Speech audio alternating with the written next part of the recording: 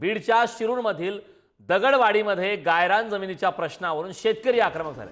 पाण्याच्या टाकीवर चढून गावकऱ्यांनी जोरदार घोषणाबाजी केली। काही लोक गायरान जमिनीची खरेदी विक्री करत असल्याचा आरोप यावेळी करण्यात आला। गायरान जमिनी गावकऱ्यांच्या हक्काची संरक्षण करण्याची आता मागणी आहे, त्यामुळे या संदर्भात आगामी काळात नेमक्या काय घडामोडी घडतात हे पाहणं महत्त्वाचं आहे। दगडवाडीमध्ये गायरान जमिनीवरून आता शेतकरी आक्रमक झालेत। दृश्य आपण पाहतोय बीड जिल्ह्यातील शिरूरमधील हा संपूर्ण प्रकार आहे। पाण्याच्या टाकीवर चढून गावकऱ्यांनी यावेळी जोरदार घोषणाबाजी सुद्धा केली। त्या ठिकाणी पोलीस सुद्धा उपस्थित आहेत।